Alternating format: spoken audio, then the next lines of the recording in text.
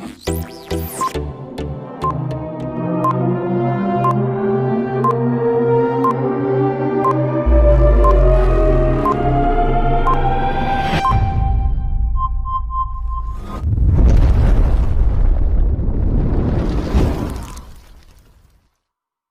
Friends, नमस्कार। मैं नितिन गहलोत आपका फिर से स्वागत करता हूं मेरे यूट्यूब चैनल गहलोत ज्ञान गुरु में। दोस्तों, लास्ट वीडियो में हमने गायनेकोलॉजी को स्टार्ट किया था और उसमें हमने पहला टॉपिक डिस्कस किया था रिप्रोडक्टिव सिस्टम, और उसमें हम उसके प्राथमिक लैंगिक अंग तक हमने उसको डिस्कस कर लिया था। और आज की इस वीडियो में हम इसको डिस्कस करेंगे इसके द्वितीयक लैंगिक अंग से। तो आज का हमारा टॉपिक होगा इसका द्वितीयक लैंगिक अंग। तो मेल रिप्रोडक्टिव सिस्टम में इसका द्वितीयक लैंगिक अंग में कौन कौन से पार्ट आते हैं? पहला आता है इसमें अधिवर्षण। कौन सा? अधिवर्षण। और सेकंड पार्ट इसमें आता है शुक्र वाहिका। तीसरा पार्ट आता है इसमें शीशन का। तो सबसे पहले हम डिस्कस करेंगे अधिवर्षण को, ठीक है। तो बात करते हैं अधिवर्षण की। अधिवर्षण, अधिवर्षण को क्या बोलते हैं? एपिडिडाइमिस, ठीक है।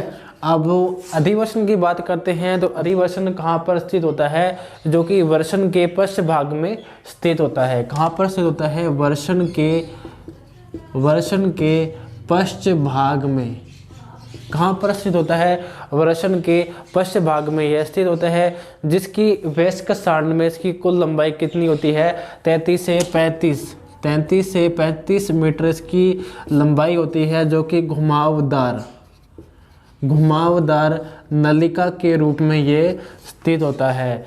अधिवर्षण की बात करें तो ये कहाँ पर स्थित होता है? वर्षण के पश्च भाग में यह स्थित होता है। वयस्क नर में इसकी लंबाई कितनी होती है? 33 से 35 मीटर इसकी लंबाई होती है, जो कि घुमावदार नलिका के रूप में होती है। अब बात करते हैं अधिवर्षण की। अधिवर्षण कितने भागों में विभक्त होता है? अधिवर्षण 3 भागों में विभक्त होता है। कितने भागों में विभक्त होता है? ये आगे 3 भागों में विभक्त होता है। सबसे पहले इसका जो पार्ट आता है वो कौन सा होता है? हेड। दूसरा पार्ट इसमें कौन सा आता है? इसकी बॉडी। तीसरा पार्ट आता है इसमें इसकी गर्दन, ठीक है। तो पहला पार्ट इसमें कौन सा आता है? हेड का। दूसरा पार्ट आता है इसमें बॉडी का। तीसरा पार्ट आता है इसमें नेक का, ठीक है। अब बात करते हैं इसके कार्य की। अधिवर्षण का क्या कार्य होता है? अधिवर्षण का कार्य होता है स्पर्म को स्टोरेज और उसका मैच्योरेशन, यानी कि स्टोरेज और मैच्योरेशन तक का जो टाइम होता है उस टाइम तक उसे संचित रखना। क्या कार्य होता है? स्टोरेज करना और उसकी मैच्योरेशन प्रक्रिया तक उसे संचित करना। अधिवर्षण का क्या कार्य होता है? स्पर्म को स्टोरेज और उसके मैच्योरेशन तक उसे संचित रखना होता है। अब बात करते हैं इसके दूसरे पार्ट की कि सीक्रेशन का जो कार्य होता है, यानी कि शुक्राणुओं को भंडारण के समय क्या आता है? उस स्पर्म को यह जीवित रखता है। सीक्रेशन के समय, यानी कि सीक्रेशन का जो कार्य होता है, यानी कि शुक्राणुओं को भंडारण के समय, यानी कि जब शुक्राणुओं का जो भंडारण होता है उस समय तक क्या है? उनको जीवित रखना होता है। स्पर्म को जीवित रखने का कार्य कौन करता है? अधिवर्षण का कार्य होता है।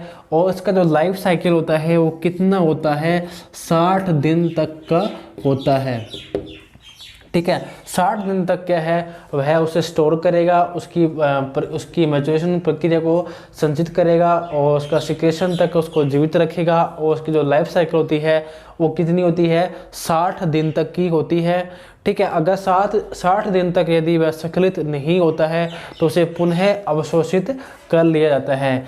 क्या कर लिया जाता है? पुनः अवशोषित कर लिया जाता है। स्खलित नहीं होने पर उसे क्या है? पुनः अवशोषित कर लिया जाता है। तो ये थे इसके मुख्य कार्य। अब बात करते हैं अधिवर्षण का जो फूला हुआ भाग होता है, यानी कि अधिवर्षण का जो फूला हुआ भाग होता है वो क्या कहलाता है? फूला हुआ जो भाग है, अधिवर्षण का फूला हुआ भाग क्या कहलाता है? कोपट क्या बोलते हैं इसको? कोपट एपिडिडाइमिस बोलते हैं। क्या बोलते हैं इसको? कोपट एपिडिडाइमिस। अब बात करते हैं उसके मध्य संक्रिय भाग की, यानी कि जो उसका बॉडी पार्ट होता है उसका जो मध्य भाग होता है यानी कि मध्य संक्रिय भाग, वो क्या कहलाता है? तो अधिवसन का मध्य संक्रिय भाग कहता है कार्पस एपिडिडाइमिस। क्या कहता है? Corpus epididymis.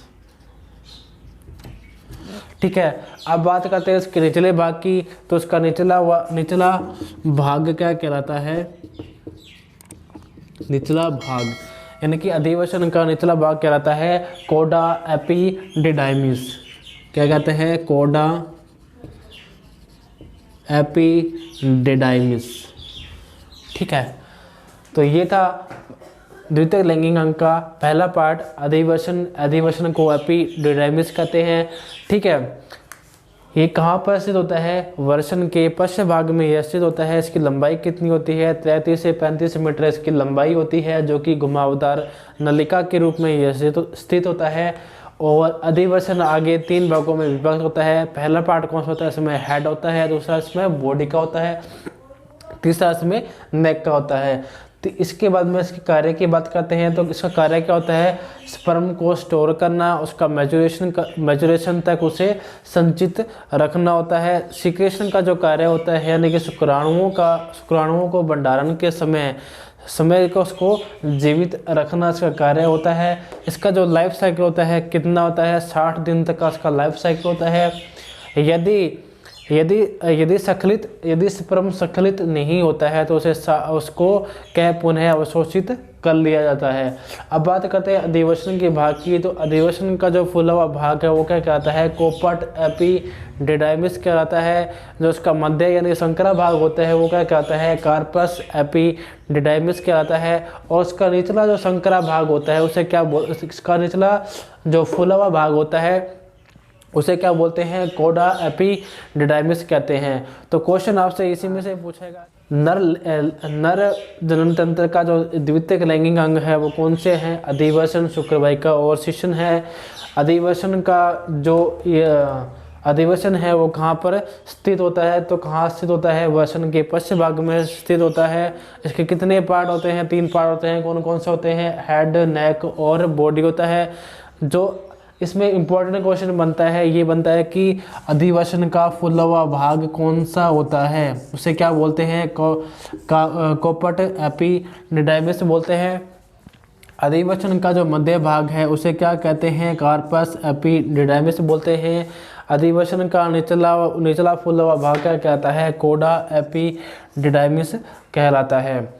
ठीक है, इसके बाद में क्वेश्चन बनता है कि इसमें जो इसका कार्य होता है वो क्या होता है? स्टोरेज करना, मैचुरेशन का इसका कार्य होता है। और यहाँ पर कितने इसकी लाइफ साइकिल होती है? 60 दिन तक ही है, उसको जीवित रखता है। यदि सखलित नहीं होता है तो उसे पुनः अवशोषित कर लिया जाता है। तो ये था पहला टॉपिक हमारा अधिवसन का।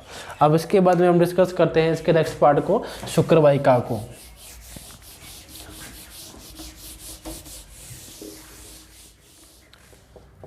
सेकंड बात करते हैं शुक्रवाहिका। शुक्रवाहिका को इंग्लिश में क्या बोलते हैं? वासा डिफरेंस। अब जो शुक्रवाहिका होती है ये आगे संख्या में कितनी होती है?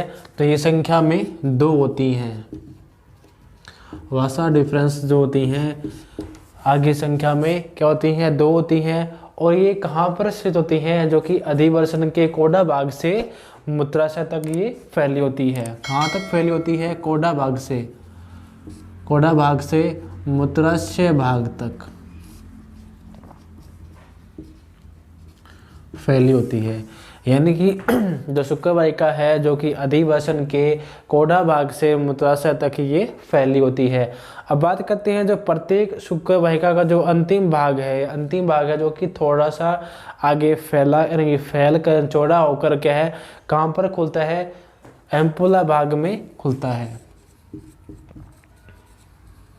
एम्पुला भाग में खुलता है। यह एम्पुला भाग का निर्माण करती है।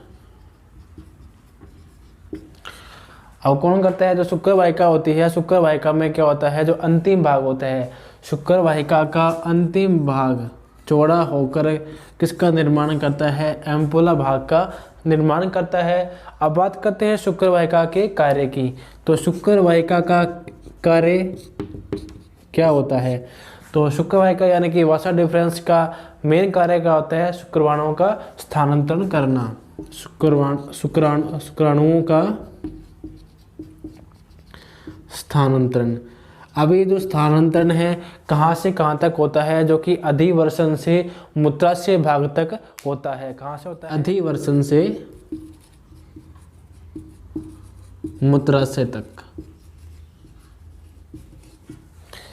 जो कार्य होते हैं शुक्राणुओं का स्थानांतरण करना होता है, वो भी कहाँ से कहाँ तक? अधिवर्षण से मूत्राशय भाग तक इसका स्थानांतरण करना होता है। शुक्र वाहिका संख्या में कितनी होती है? संख्या में 2 होती है, जो कि अधिवर्षण के कोडा भाग से मूत्राशय भाग तक ये फैली होती है। अब आगे क्या शुक्र वाहिका क्या है? अंतिम, जो उसका अंतिम भाग होता है, जो कि एम्पोला भाग का निर्माण करता है। इसका मुख्य कार्य क्या होता है? शुक्राणुओं का स्थानांतरण करना होता है, जो कि अधिवर्षण से मूत्राशय भाग तक इसका स्थानांतरण करता है। अब इसके बाद हम बात करते हैं यूरेथ्रा की। यूरेथ्रा, जो यूरेथ्रा होता है, जो कि किन किन मार्गों का सामान्य एक रास्ता होता है। इसमें वीर्य का यानी स्पर्म का एक सामान्य रास्ता होता है, और सहायक ग्रंथियों के स्त्रावण का, सहायक ग्रंथियों के स्त्रावण का एक सामान्य रास्ता होता है। इसके अलावा पेशाब के उत्सर्जन का, पेशाब के उत्सर्जन का एक सामान्य रास्ता कौन प्रदान करता है? यूरेथ्रा प्रदान करता है। इसमें से क्वेश्चन पूछ सकता है आपसे कि यूरेथ्रा का क्या कार्य है। तो यूरेथ्रा का क्या कार्य है? वीर्य का रास्ता प्रदान करना, सहायक ग्रंथियों के स्त्रावण को रास्ता प्रदान करना, और पेशाब के उत्सर्जन को रास्ता प्रदान करना किसका कार्य है? यूरेथ्रा का कार्य है। तो यहाँ से भी इम्पोर्टेंट क्वेश्चन बनते हैं कि शुक्र वाहिका संख्या में कितनी होती है? 2 होती है। इसका जो उसका फैलाव है, यानी कि जो अधिवर्षण के किस भाग से कहाँ तक फैली होती है? अधिवर्षण के कोडा भाग से मूत्राशय भाग तक ये फैली होती है। और जो कि शुक्र वाहिका का एम्पुला भाग का ये निर्माण करती है, जो कि इसका अंतिम सिरा होता है। कौन सा? शुक्र वाहिका का अंतिम सिरा किसका निर्माण करता है? एम्पुला भाग का निर्माण करता है। और शुक्र वाहिका का जो कार्य क्या होता है? शुक्राणुओं का स्थानांतरण करना होता है। वो भी कहाँ से कहाँ तक? अधिवर्षण से मूत्राशय तक इसका स्थानांतरण करना होता है। तो ये था शुक्र वाहिका। अब इसके बाद में डिस्कस करते हैं शीशन को।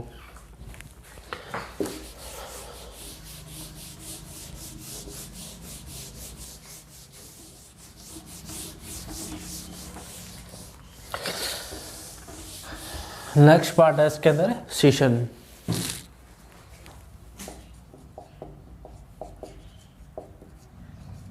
शीशन को क्या बोलते हैं? पेनिस। अब शीशन की बात करें, जो उसकी त्वचा है वो कैसी होती है? कोमल होती है, लचीली होती है, और क्या होती है? स्पंजी होती है। लचीली, कोमल और स्पंजी। ठीक है। जो शीशन होता है वो किस प्रकार का होता है? लचीला होता है, कोमल होता है, और क्या होता है? स्पंजी प्रकार का एक क्या है? ये अंग है। अब इसका जो कार्य है वो क्या कार्य है? संभोग का, संभोग में सहायक होता है। संभोग में ये सहायता करता है। जो इसकी आकृति है वो किस प्रकार की होती है? बेलनाकार होती है। जो इसकी आकृति है बेलनाकार होती है। अब इसकी बात करते हैं, इसका व्यास कितना होता है? 3 फीट। 3 फीट इसका व्यास होता है। ठीक है। इसकी आकृति किस प्रकार की होती है, बेलनाकार की होती है और संभोग में सहायता प्रदान करता है। उसका जो पेनिस है वो किस प्रकार का होता है, लचीला होता है, कोमल होता है और स्पंजी प्रकार का, ये एक प्रकार का अंग है। अब बात करते हैं इसके जो पार्ट होते हैं, शीशन के 3 भाग होते हैं। शीशन के आगे 3 भाग होते हैं। सबसे पहला जो भाग आता है वो कौन सा होता है, रूट का, यानी जड़। दूसरा उसका जो भाग है वो कौन सा आता है, बॉडी का, उसकी बॉडी। तीसरा इसका जो पार्ट आता है कौन सा है, ग्लास पेनिस। तीसरा पार्ट आता है इसमें ग्लास पेनिस, ठीक है। अब बात करते हैं इसके पहले पार्ट की, रूट की। तो रूट क्या होता है, ईस्चियल आर्च में स्थित होता है। कहाँ पर स्थित होता है, ईस्चियल आर्च में स्थित होता है। अब बात करते हैं इसके बाद में इसकी बॉडी की। जो इसका जो बॉडी होता है इसमें क्या होता है, सिग्मोइड फ्लेक्सर पाया जाता है। क्या पाया जाता है, सिग्मोइड फ्लेक्सर पाया जाता है। जो इसकी आकृति होती है किस प्रकार की होती है, एस शेप में इसकी आकृति होती है। जो सिग्मोइड फ्लेक्सर होता है वो कहाँ पाया जाता है, इसके बॉडी भाग में पाया जाता है, जो कि सिग्मोइड फ्लेक्सर, इसमें सिग्मोइड फ्लेक्सर पाया जाता है और किस आकृति का होता है, एस शेप आकृति का होता है। इसके बाद में बात करते हैं ग्लास पेनिस की। जो ग्लास पेनिस होता है जो कि अंतिम भाग होता है, जो हल्का सा आगे से मोड़ा हुआ होता है, यानी कि जो उसका शीर्ष मुंड जो होता है हल्का सा आगे मोड़ा हुआ होता है। और जो उसकी त्वचा होती है वो कैसी होती है, गतिशील त्वचा द्वारा क्या होता है, ग्लास पेनिस क्या ढका हुआ रहता है। क्या होता है, गतिशील